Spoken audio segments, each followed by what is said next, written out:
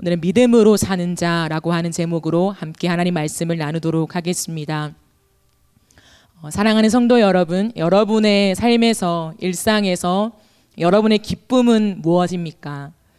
오늘 하루를 살아가시면서, 우리의 평범한 하루하루를 살아가시면서 나는 이것 때문에 참 기쁘다, 나는 즐겁다 라고 하는 그것이 무엇입니까? 이 질문을 우리의 머릿속에 한번 떠올리고 또한 간직해 보면서 오늘 말씀을 함께 나누면 좋을 것 같습니다. 오늘 저는 여러분과 함께 히브리서 말씀을 나누고자 합니다. 네, 이 히브리서는 역사적으로 어떠한 상황대에 쓰여진 것인가를 아는 것이 참으로 중요합니다. 히브리서를 읽어보면요, 그 역사의 상황과 정황을 정확하게 기재하고 있지 않기 때문에 이런 설교를 통하여서 이런 배경이 이것이었구나라는 것을 조금은 알 수 있을 것 같기에 제가 히브리서를 쓰게 된 배경을 간략하게 설명드리면서 시작해 보려고 합니다. AD 64년경에 로마에 큰 화재가 났습니다. 큰 불이 났지요. 역사적으로 아주 참혹한 불이었습니다. 그런데 이 불이 기록에 의하면요, 어떤 자그마한 공장에서 났다고 하는데 정확하지는 않은 것 같습니다. 어찌되었든 불이 났는데 이 불이 그저 몇 시간 아니면 하루 이틀 만에 진압될 수 있는 그런 불이 아니라 기록에 의하면 한 5일 정도, 4, 5일 정도가 계속되어지는 큰 불에 휩싸였다고 합니다. 그렇기 때문에 사실 우리나라에서는 5일 동안 불이 진압되지 않은 경험들이 거의 없기 때문에 상상이 되지 않을 수 있으나 이 당시의 기록들에 의하면 모든 사실 마을들이 다 타고 소실되어 버린 것들을 발견할 수 있습니다. 그런데 5일 만에 모든 것이 다 꺼진 것이 아니라 그 이후에도 조금씩의 불로 인해서 약 10일 동안 이 불이 계속되었다라는 것을 확인할 수 있습니다. 그렇기 때문에 그 당시의 모든 상황이 사실은 사람들의 삶의 터전을 잃고 모든 것이 빼앗겨버린, 하루아침에 다 빼앗겨버린 그런 상황에 처해 있게 된 것이죠. 그렇기 때문에 너무나도 어이가 없는 시민들은 이것을 수습하는 것에만 급급한 것이 아니라 도대체 누가 이 불을 질러서 우리의 모든 재산을 탕진하게 만들며 우리의 일상을 빼앗아 갔는가라고 하는 것에 분노가 일어나는 상황 속에 있었습니다. 그래서 모든 시민들은 도대체 누가 불을 질렀는가에 관심을 가지면서 그것을 끝까지 찾아내려고 하는 그러한 마음들이 있었습니다. 그러다 보니까 여러 가지 물론 상황들이 있지만 조금 축약해서 말씀을 드리면 이 성난 시민들이 결국에는 이 당시에 로마를 다스리고 있었던 황제였던 네로 황제예요. 황제가 방화범일 것이다 라고 추측하면서 황제에게 모든 화살을 돌리게 된 것이죠. 그러니까 이 네로 황제는 자신이 방화범으로 몰리니까 이 모든 것을 어떻게 해결해야 될까라고 고민하다가 아무리 설명을 한들 성난 시민들의 마음을 누그러뜨릴 수 있는 방법은 없었습니다. 우리가 삶을 살다 보면 무언가에 꽂혀서 굉장히 화가 날 때가 있지요. 그러면 그것이 진짜든 가짜든 간에 이 화를 누군가에게, 무엇인가에게 쏟아 부어야지만 화가 진정될 때가 있습니다. 그것은 분노에 사로잡힌 것이죠. 로마 시민들 또한 이 분노에 사로잡힌 나머지 무엇이 진실인가 진실이 아닌가의 관심보다는 이 분노를 어디다 쏟아 부을 것인가에 더 관심이 있었던 것이죠. 그렇기 때문에 이 시민들의 마음을 너무나도 잘 알았던 네로 황제는 이렇게 해서 될 문제가 아니구나 라고 싶어서 자신이 살 수 있는 길은 방화범을 지목하는 것이었습니다. 그렇기 때문에 그 당시에서 이 로마 황제가 지목한 대상은 누구냐면 그리스도인들이었습니다. 그리스도인들이 불을 질렀습니다. 대상은 그리스도인들입니다 라고 하는 말 속에서 모든 성난 시민들이 그리스도인들에게 달려들게 되었죠. 그때부터 시작된 것이 여러분 한 번씩은 들어봤을 법한 네로 박해가 시작된 것입니다. 그 끔찍하고 잔인하고 포악한 사람이 할 수 없는 행동들을 저지른 네로 박해가 그리스도인들에게 향하게 된 것이죠. 그렇기 때문에 그 당시의 로마적인 배경 속에서 수많은 그리스도인들이 그냥 칼에 배임을 당한 정도가 아니라 그들 안에 있었던 문화 속에 사냥개를 통해서 사냥을 하는 문화 속에 수많은 그리스도인들이 사냥개에 물리기도 하고요. 사자의 밥이 되는 그런 처참한 역사가 이 당시에 일어났던 역사들이었습니다. 이러한 배경 속에서 물론 박해라는 것이 단기간이면 누구라도 견딜 수 있는 어느 정도의 힘은 있을 수 있습니다. 하지만 하루가 지나고 이틀이 지나고 많은 시간이 지나도 이 박해가 누그러뜨리지 못했습니다. 그러니까요, 이 수많은 그리스도인들이 처참하게 죽어나가는데요, 자신만 죽는 것이 아니라 자신의 가족들을 먼저 죽이는 것이죠. 내 아내, 내 아들, 내 딸, 내 부모. 그러면서 그리스도인들을 처참하게 죽여가면서 너가 예수를 믿느냐 안 믿느냐라고 질문하게 되니까요, 그 앞에서 배교하는 일들이 너무 많이 일어난 것입니다. 예수 그리스도라고 하는 그 이름을 부인하기만 하면 살 수 있는 것입니다. 이 로마에서 평범하게 살아갈 수 있는데 예수 그리스도를 믿습니다라고 하는 고백과 함께는 처참한 죽음과 잔인함이 자신의 삶에 맞닥뜨리게 되는 것이죠. 그렇기 때문에 수많은 사람들이 배교하기도 하고 많은 그리스도인들이 도망가기도 하고 여기저기에 숨기도 하고요. 그렇기 때문에 역사적으로 우리가 흔히 아는 카타콤이라고 하는 지하를 파서 거기에 숨는 일들이 벌어지게 된 것이죠. 기록에 의하면 약 20층 정도 되는 지하를 파서 거기에 흩어져 살면서 암호, 우리가 아는 물고기 모양의 익툭스라고 하는 그 암호를 만들어서 수많은 그리스도인들이 숨는 일들이 이 상황 속에 일어난 것입니다. 얼마나 굴을 깊이 이렇게 파고 또한 암호를 잘 그들끼리 만들었는지 로마의 사람들이 쉽게 그것을 알아차릴 수는 없었죠. 하지만 극심한 박해가 있으니까, 너무나도 고문과 어려움들이 있으니까요, 끌려온 그리스도인들이 부는 것이죠. 그 장소와 그 암호와 여러 가지를 보니까 계속되어지는 그리스도인들의 박해가 끊임이 없었다라고 합니다. 어찌되었든 제가 설명드린 것은 정말 빙산의 일각이고요, 엄청난 박해가 있었다라는 것은 알 것입니다. 네, 이러한 많은 상황 속에, 그리스도인들의 박해가 가해진 상황 속에 쓴 책이 히브리서입니다. 수많은 사람들이 처참하게 죽어가는 이 상황 속에 누구인지 모르지만 히브리서의 기자는 미상이라고 되어 있습니다. 누군지 모른다는 거죠. 누군지 모르지만 이 사람이 붓을 들어서 그렇게 처참하게 죽어가며 또한 떨고 있는 그리스도인들에게 무언가 전하고자 하는 메시지가 있었다라는 것입니다. 이러한 상황 속에 쓰여진 히브리서이기 때문에 이것을 받는 사람들의 삶에는요, 신앙이라고 하는 것, 우리가 믿는 예수 그리스도라고 하는 분은 단순한 종교가 아니라, 신앙 정도가 아니라 이 신앙은 삶과 직결되어 가는 문제였다라는 것이죠. 그렇기 때문에 이러한 배경을 다시 한번 염두에 두고 오늘 우리가 읽은 말씀을 제가 한 번 더 읽어드리겠습니다.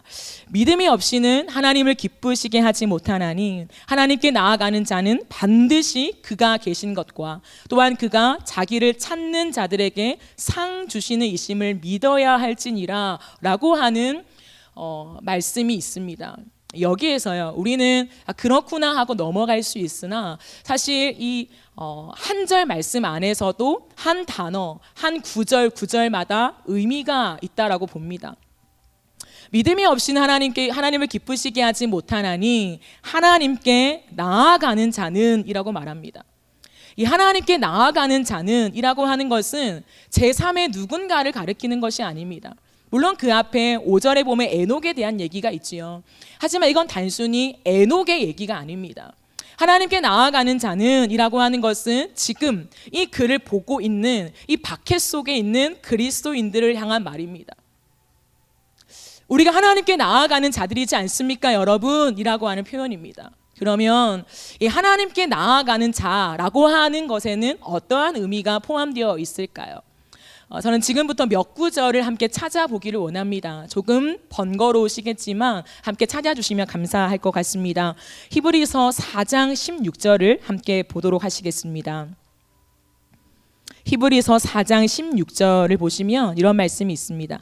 그러므로 우리는 긍휼하심을 받고 때를 따라 돕는 은혜를 얻기 위하여 은혜의 보좌 앞에 담대히 나아갈 것이니라 라는 말씀이 있습니다.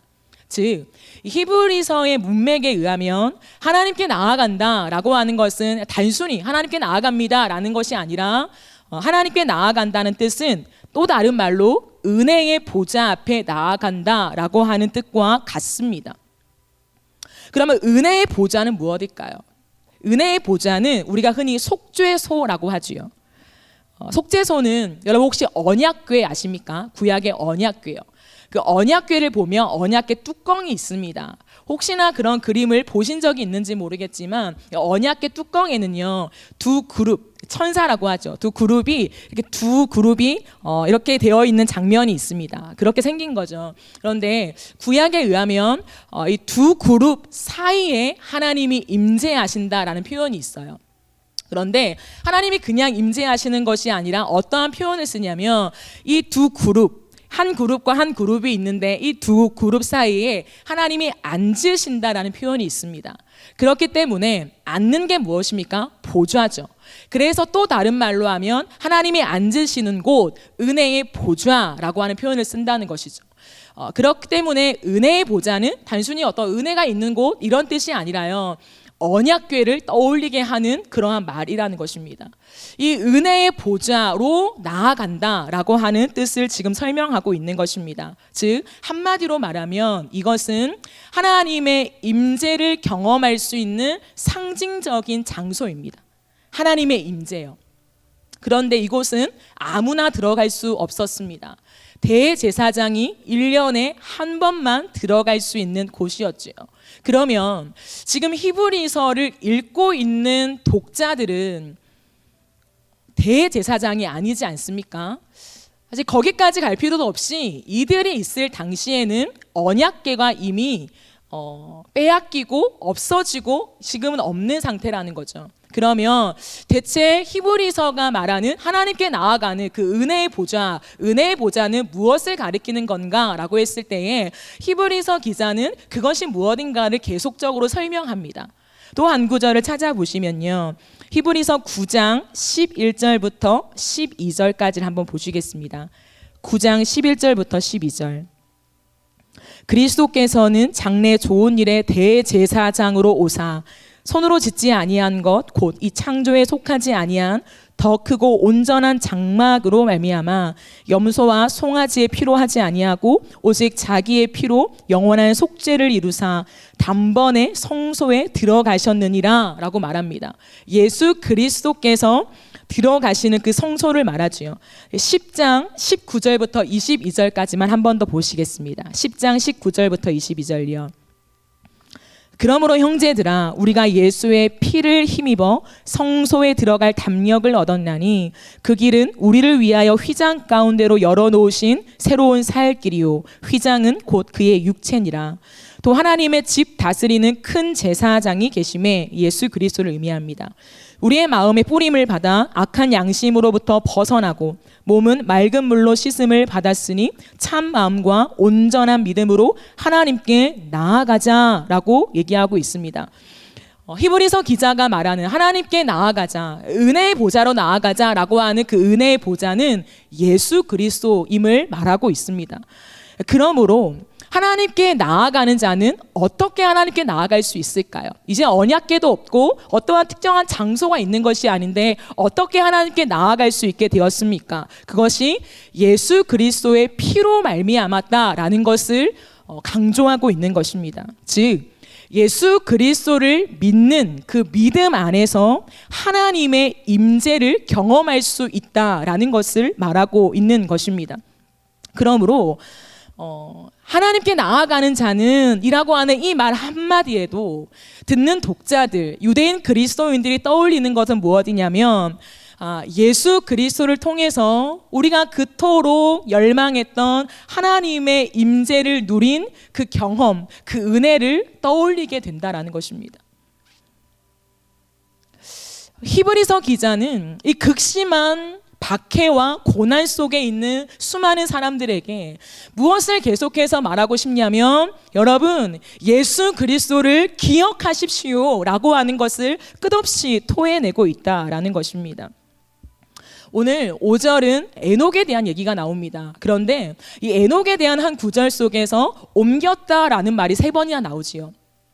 이 옮겼다라고 하는 표현이 신약으로 가져오면 대표적인 구절이 뭐냐면 골로새서 1장 13절을 보면 그가 우리를 흑암의 권세에서 건져내사 그의 사랑의 아들의 나라로 옮기셨으니 라고 되어 있습니다. 단순히 에녹의 육체가 어디로 옮겨졌다라고 말하는 것이 아니라 신약에서는 이 옮겨졌다라는 표현이 우리의 영, 죽어있던 영이 하나님의 나라로 옮겨졌다라고 하는 그 예수 그리스도의 구속을 말하고 있다라는 것이지요.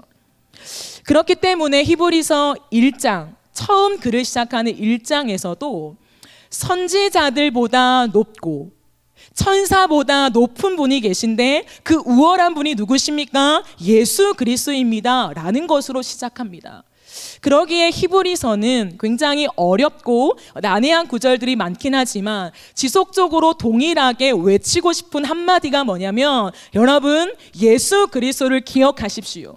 예수 그리스도께 주목하십시오. 예수가 어떤 분인지를 잊지 마십시오 라고 하는 것을 지금 말하고 있는 것입니다. 그렇기 때문에 이 모든 말씀들을 들었을 때에 진짜 그리스도인들이라면, 겉모습이 아니라 진짜 그리스도인들이라면 그들은 떠올렸을 것입니다. 예수 그리스도의 이름이 무엇인가? 하나님께 나아갈 수 없는, 결코 그 근엄하고 거룩하시고 장엄하신 하나님께 이 죄인된 자격 없는 자가 절대 나아갈 수 없으나 예수 그리스도를 통하여서 하나님의 이름을 부를 수 있게 하신, 그 임재 안에 거하게 하신 그 감격이 무엇인가를 이 유대인 그리스도인들은 이미 알고 있었다라는 것이죠. 그러므로 그 은혜를 떠올리게 하는 것입니다. 수많은 핍박 속에 하나님의 임재를 잃어버리고 예수가 누구인가를 흔들리고 살아가는 그들에게, 여러분 예수가 누구인가, 우리가 어떻게 하나님께 나아갈 수 있었습니까 여러분? 이라고 말하면서 그들의 모든 머릿속에, 그래 예수 그리스도, 그 이름 때문에 우리가 하나님께 나아갈 수 있는 담력을 얻었었지, 나의 죄를 씻기는 예수의 보혈을 경험했던 그 감격이 있었지, 그 눈물이 있었지 라고 생각할 즈음에 이 히브리서 기자는 힘있게 외칩니다.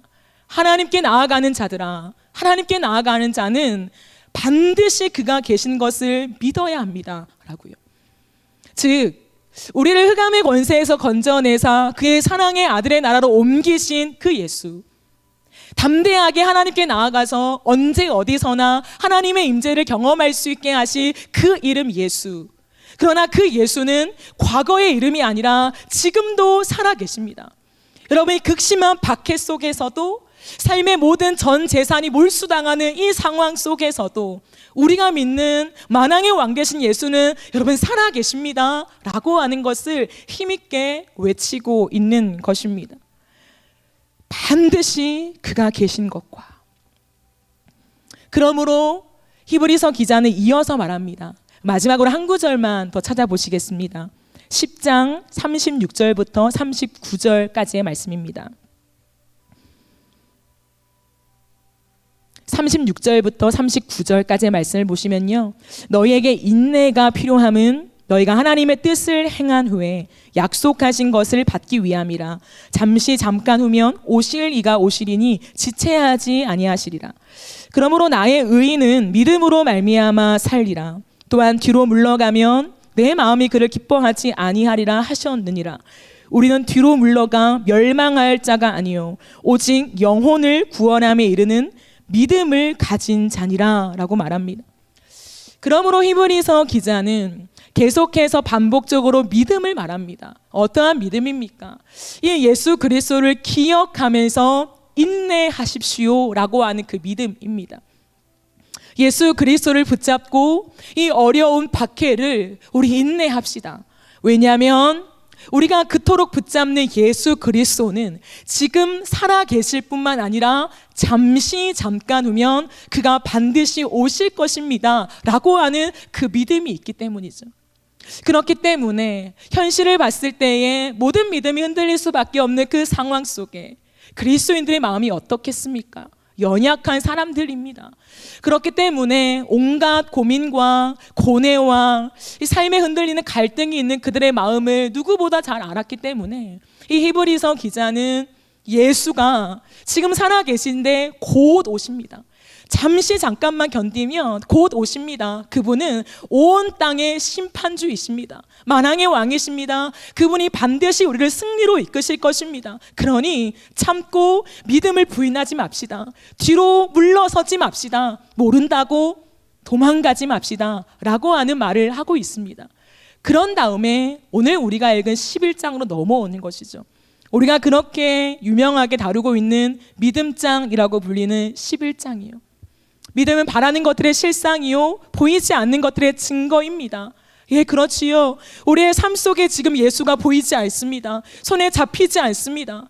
내 귀에 육적인 음성으로 하나님의 음성이 들리지 않습니다. 그러나 믿음이 있으면 볼 수 있습니다. 믿음이 있으면 예수가 지금도 우리와 함께 하심을 봅니다. 믿음이 있으면 예수가 곧 잠깐 후에 오실 거라는 것을 볼 수 있게 됩니다. 그 음성을 지금 들을 수 있습니다. 그러니 믿음을 붙잡으십시오 라고 하는 아주 간곡하고 선명한 선포를 하고 있는 것입니다.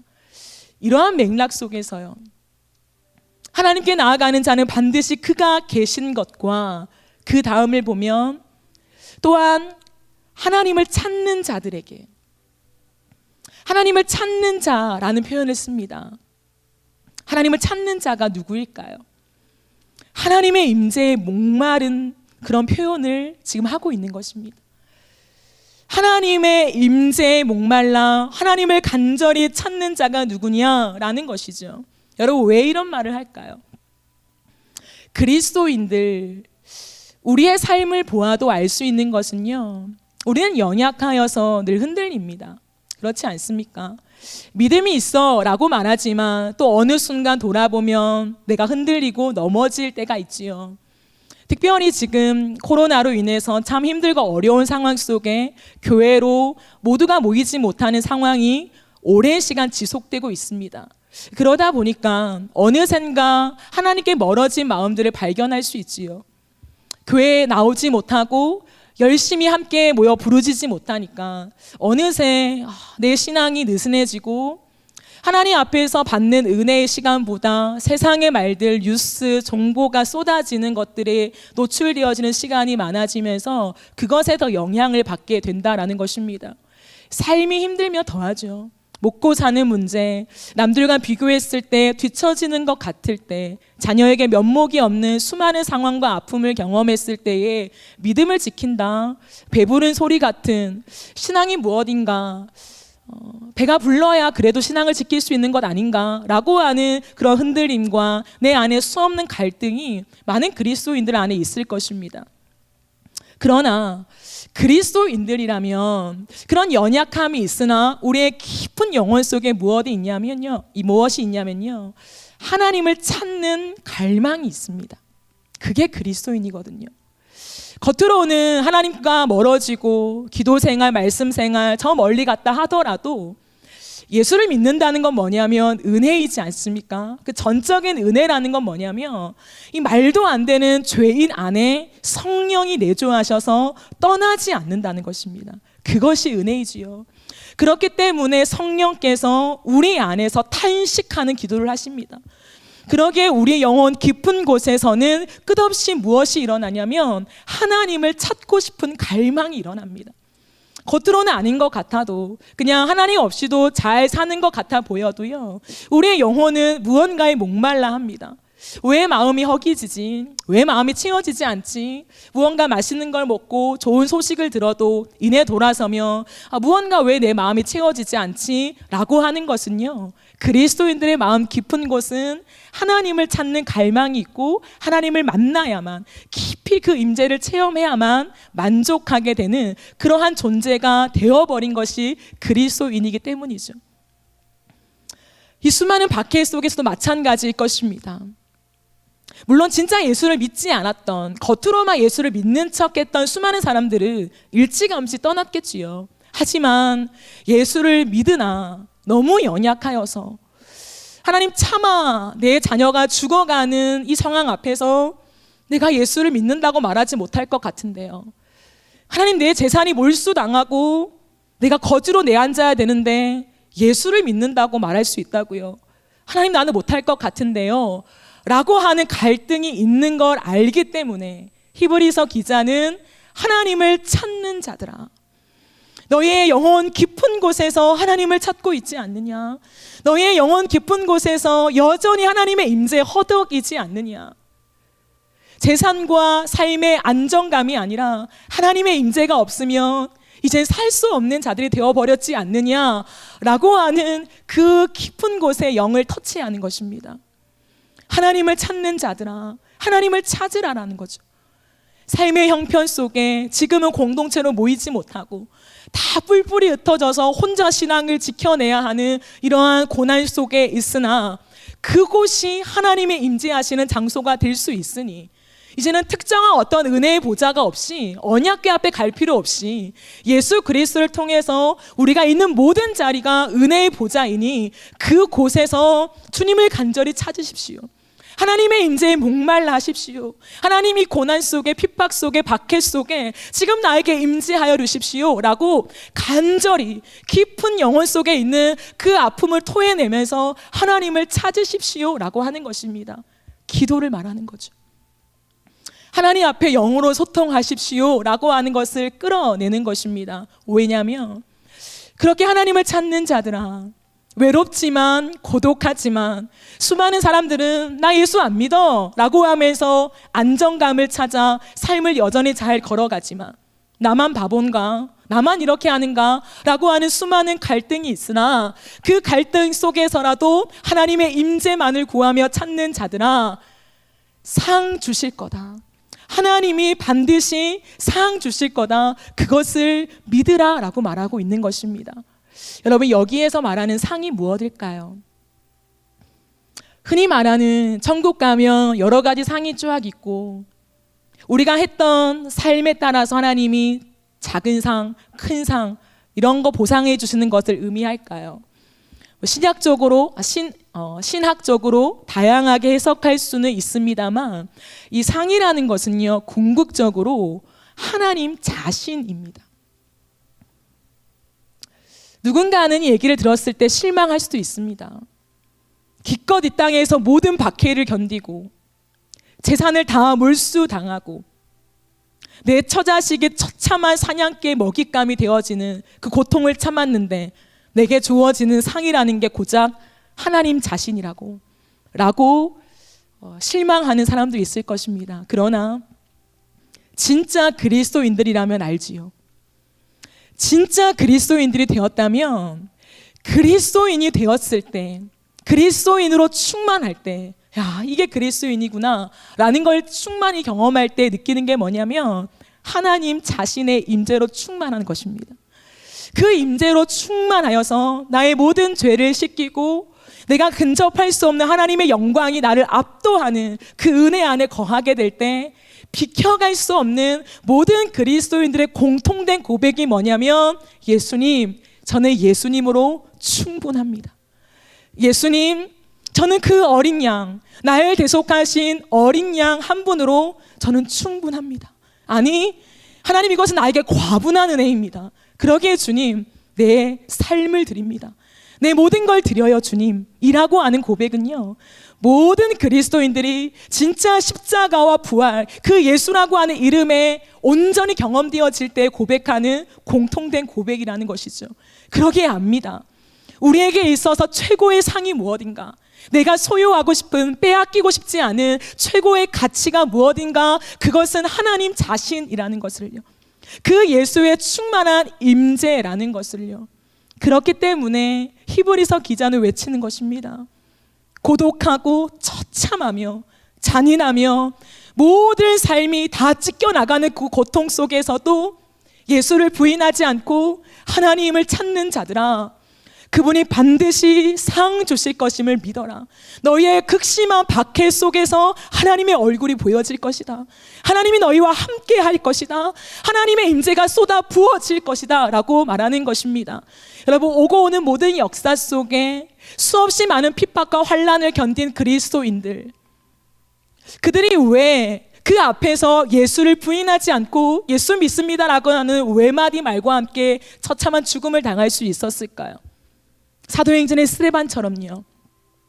그것은 그들의 잘남이 아닙니다. 그들이 오랜 시간 동안 믿음을 잘 싸우고 많은 신앙의 연수를 쌓아왔기 때문에 그런 것이 아니라 그 순간에 성령의 압도하는 영광과 임재에 사로잡혀서 그 하나님의 영광을 보니 주님을 부인할 수 없는 은혜를 받게 된 것입니다. 그러기에 그 예수, 지금도 보좌 우편에 앉아 계셔서 온 땅을 통치하시는 만왕의 왕 되신 예수를 영적인 눈이 확 열려서 보고 있으니 그 예수를 어찌 부인할 수 있겠습니까? 지금 히브리서 기자는 그것을 말하고 있는 것입니다. 모든 선 곳에서 핍박 속에서 하나님의 임재를 붙잡고 씨름하는 자들아, 하나님의 상이 주어질 것이다. 하나님의 얼굴이 임할 것이다. 그 임재가 부어질 것이다. 그 영광에 사로잡히게 될 것이다. 그러면 너희는 믿음을 지킬 수 있어. 절대 배교하지 않을 거야 라고 하는 그 하나님의 확증된 말씀의 언약을 그들에게 보여주면서 그들이 믿음을 지킬 수 있도록 독려하고 있는 것이지요. 그러게 그리스도인은 누구입니까? 진짜 그리스도인은 누구입니까? 그리스도인이라고 하죠. 즉, 그리스도가 아니면 설명될 수 없는 사람들입니다. 그리스도인은 예수, 그 임재로만 사는 자들이 그리스도인입니다. 단순한 신앙 고백이 아니라 이제 나는 예수가 아니면 제 삶에 의미가 없습니다. 이제 저는 예수가 아니면 제 인생을 설명할 수가 없습니다. 그러기에 내 삶이 처참하나 예수를 부인할 수가 없습니다 라고 고백할 수밖에 없는 사람이 그리스도인들입니다. 이번 여름에 저희 청년부는 바울 캠프를 했습니다. 3일 동안 바울 캠프를 진행하고 다 마친 다음에 모두는 모일 수 없는 상황이기 때문에 리더십들과 함께 마지막 모임을 가지면서 바울 캠프에 대한 나눔을 했습니다. 어땠는지 간략하게 나누는 가운데 리더십들 안에서 몇 명이요, 한 명이 아니라 몇 명이 동일한 고백을 하는데 어떤 고백을 하냐면, 내 신앙이 대단해진 건 아닙니다. 제 신앙이 어떤 탁월해진 건 아닙니다. 그러나 이제는 바울 캠프 이전으로는 돌아갈 수가 없습니다 라고 하는 고백을 했습니다. 그 말이 무슨 말인 줄 알지요? 이제는 바울 캠프 이전으로는 내 삶이 절대 돌아가질 수는 없습니다. 이제는 절대 그렇게 살진 않을 것입니다 라고 하는 그 청년들의 고백을 들으면서 정말 많이 마음속으로 울었습니다. 하나님의 은혜를 받은 자, 예수가 누구인가를 경험한 사람들은 동일한 고백을 할 수밖에 없는 것입니다. 이전으로는 돌아갈 수 없어. 이제는 그리스도 예수라고 하는 이름이 아니면 내 삶이 설명될 수 없다라고 고백하게 되는 것입니다. 사랑하는 성도 여러분, 이 시대를 살아가는 사람들의 형편을 우리가 어찌 공감할 수 있겠습니까? 지금 일어나는 아프가니스탄의 수많은 사람들의 핍박과 죽음을 우리가 어찌 이해할 수 있겠습니까? 뉴스로 듣고 보아도 우리는 결코 이해할 수 없는 것이지요. 그러나 정도는 다르지만 진짜 그리스도인들이라면요, 삶을 살아갈 때 고백할 수밖에 없는, 아니 질문할 수밖에 없는 것이 무엇이냐 하면 나에게 예수는 누구인가 라는 것입니다. 예, 대한민국에 살면서 예수를 믿는다고 해서 내 처자식이 끌려가 잔인하게 처형당하는 일은 없지요. 내 재산이 몰수당하는 일은 없지요. 하지만 거기에 비하면 굉장히 작은 모습이긴 하지만 예수를 진짜로 믿고 살아가는 삶에는 핍박이 없을 수가 없습니다. 세상 사람들이 말하는 방법과 하나님의 방법이 같을 수가 없기 때문인 것입니다. 성경을 들여다보면 모든 목록들을 나열하고 있지 않지요. 이것을 해야 하는가 말아야 하는가, 이것은 옳은가 틀린가에 대한 모든 목록이 다 기재되어 있진 않습니다. 하지만요, 하나님의 마음을 가지고 성령의 도우심 속에 말씀을 읽고 또 읽고 또 읽고 하나님, 정말 하나님 뜻대로 살고 싶은데 하나님 뜻이 무엇입니까? 라고 하는 겸손하고 가난한 마음으로 말씀을 읽고 또 읽다 보면요, 하나님이 뭘 좋아하시고 뭘 싫어하시는지는 알게 됩니다. 목록이 나열되지 않아도 세상 사람들은, 아니 그리스도인들조차도 이건 괜찮아, 이 정도는 괜찮아, 이건 세상의 흐름이야, 트렌드야, 문화야 라고 말할지라도 아니야, 하나님은 이거 싫어하시는 것 같습니다 라고 하는 내 안에 영적인 느낌들이 있습니다. 그렇기 때문에 그것을 선택하지 않을 용기가 있게 되는 것이지요. 저는 오늘 말씀의 제목을 믿음으로 사는 자라고 했습니다. 믿음, 예수는 그리스도십니다, 예수는 하나님이십니다, 예수를 믿고 천국 갑니다 라고 하는 그 믿음을 말하고 있는 것이 아닙니다. 히브리서의 모든 배경을 알고 믿음으로 사는 자라고 하는 제목을 붙인 이유는 이러한 뜻입니다. 믿음으로 사는 자는 온 삶을 다해 하나님을 기쁘시게 하는 일을 선택하는 자라는 뜻입니다. 내 온 삶을 다해서요. 내 신앙의 입술의 고백, 신앙의 형식적인 율법적인 고백이 아니라 내 온 삶을 다해서 아주 작은 것에서부터 큰 것까지 하나님이 기뻐하시는 일들만을 선택하기로 작정하며 그렇게 걸어가는 자, 저는 그 사람을 믿음으로 사는 자라고 부르고 싶습니다. 왜냐하면 그것이 히브리서에서 나오는 믿음이라는 의미이기 때문입니다. 믿음은 우리 영혼이 단순히 사망에서 생명으로 옮기는 그런 무언가에 떠있는 개념, 관념적인 개념을 말하는 것이 아닙니다. 오늘 치열한 이 세상을 살아가면서 내 삶의 한가운데서 오늘 나는 내 안정감을 누릴 수 있으나 과연 이 방법이 하나님이 기뻐하시는 방법인가 아닌가를 또다시 고민하며 또다시 갈등하며, 하나님, 세상의 방법을 선택하고 싶은데, 하나님, 다 이 길을 걸어가는데 내 주위에 있는 모든 사람, 교회 다니는 사람, 그리스도인들조차도, 아니 목회자들조차도 이 길을 걸어가는데 하나님 뭐 어떻습니까? 하지만 말씀을 읽다 보면 아니라는 느낌이 들 때가 있습니다. 그렇기 때문에 하나님, 옆에 사람 하기 때문에 괜찮은 것이 아니라 하나님이 그 방법 아니라고 하시는 것 같으니 저는 그 결정을 따라 그 선택을 하겠습니다 라고 하는 그 믿음이요. 그 믿음이 있으십니까? 하나님은 언제나 성경 모든 것을 통틀어 봤을 때 결과를 가지고 말씀하시는 분이 아닙니다. 과정이 어떠했는가? 우리의 마음의 동기가 어떠한가? 지금 나는 무엇을 근거로 삼고 이 선택을 하려고 하는가? 주님은 언제나 우리의 속을 꿰뚫어 보신다고 말씀하고 있습니다. 그 우리의 중심과 우리의 근원을 꿰뚫어 보시는 주님 앞에서 저는 당당합니다, 부끄럽지 않아요 라고 한다면 괜찮겠지만 그 치열한 고민과 고뇌가 없이 세상의 흐름 속에 우리의 안정감을 위해서 선택하는 길이라면 내가 정말 그리스도인인가? 나에게 예수는 누구인가? 내 삶에 선택하는 기준은 대체 무엇인가? 라는 것을 돌아보아야 하는 그 시점에 우리가 서 있지 않나 생각합니다. 코로나로 인해서 너나 할 것 없이 아픈 시간들을 보내고 있습니다. 경제적인 손실이 만만치 않지요. 그렇기 때문에 우리는 그 어느 때보다, 죄송한 표현이지만 마지막 때에 드러나는 돈을 사랑함이 우리 안에 너무나도 팽배하게 들어와 있습니다. 필요한 돈을 말씀하는 것이 아니라 우리의 마음속에 돈을 사랑함, 우리의 삶의 안정감을 사랑하고 있는 우리의 마음, 그 마음을 하나님이 보시면서 이 시대에 정말 믿음으로 사는 자가 누구인가? 정말 히브리서 당시에 많은 그리스도인들처럼 재산이 몰수당하고 내 가족이 죽어나가는 처참한 상황 속에서도 예수를 부인하지 않았던 그 믿음을 가진 자가 어디에 있는가라고 찾고 계신 건 아닐까요? 우리의 삶 속에 저는 다시 한번 이 질문을 되짚어 보기를 원합니다.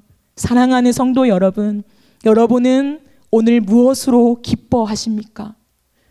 무엇으로 즐거워하십니까? 무엇으로 안정감을 누리십니까? 세상을 사랑하지 맙시다. 우리가 하나님 앞에서 정말 세상의 것들로 안정감을 누린다면 그러지 마세요 라고 말씀드리는 것이 아니라 다시 한번 하나님 앞에서 이 히브리서 당시의 독자들처럼 나에게 예수가 누구인가? 나는 왜 이 선택을 하려고 하는 것인가? 이 선택과 내가 믿는 예수는 어떤 관계인가? 라고 하는 깊은 고민을 해야만 할 것입니다. 그 고민이 없이 옆에 사람 하니까 따라서, 세상의 흐름이니까 따라서 정신없이 걷다 보면요, 우리가 그토록 말하는, 그토록 경계하고 싶은 세속화가 어쩌면 이미 우리 안에 너무 당연하게 들어와 있는지도 모르겠습니다. 말씀을 정리하겠습니다.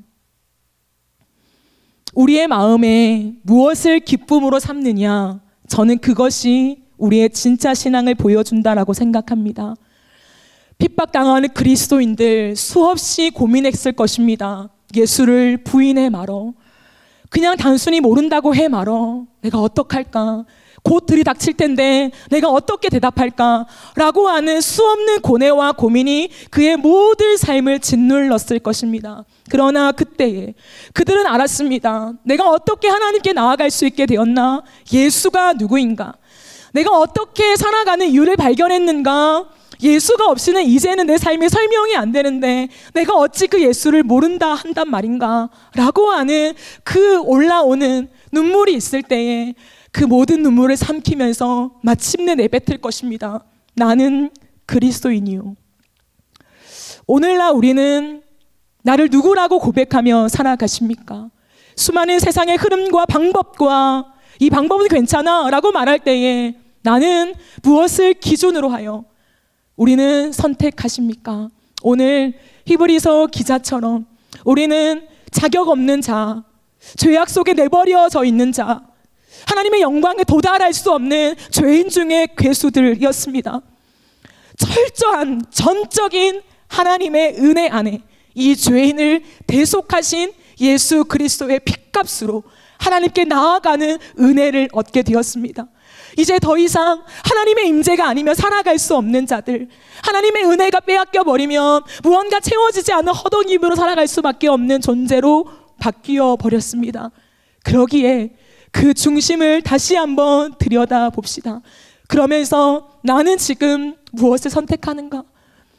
나는 지금 찢어지는 가난 속에서 무엇을 선택하는가? 세상 사람들이 말하는 방법을 내미는 것에서 나는 왜 무엇을 선택해야만 하는가에 대한 깊은 고뇌로 씨름하시는 삶이 되어지시기를 바랍니다. 골방으로 들어가 기도하며 눈물로 하나님의 뜻을 구하며 이 미천한 자가, 우둔한 자가 하나님의 뜻을 알 수 없기에 말씀을 또 읽고 또 읽고 밤이 새도록 또 읽고 또 읽으면서 하나님, 이 부족한 자의 마음에 하나님의 뜻이 무엇인가를 알려주세요. 하나님, 성경에 기재되어 있지 않은 이 많은 세상의 문제 속에 나는 어떻게 하나님의 뜻을 알아야 합니까? 하나님, 나는 이제 하나님이 기뻐하시는 것만 선택하며 살고 싶으니 제발 나를 도와주세요 라고 하는 기도가 우리의 기도가 될 때에 이 많은 시대 속에 누가 믿음이 있느냐라고 말씀하시는 그 주님의 말씀과 함께 그 믿음 있는 자가 여기 있었구나라고 하는 그 지목의 대상이 저와 여러분 되시는 그런 은혜가 충만하게 임하는 우리의 복된 삶이 되시기를 예수님의 이름으로 간절히 바라고 소망합니다. 우리 이 시간 함께 기도하시겠습니다.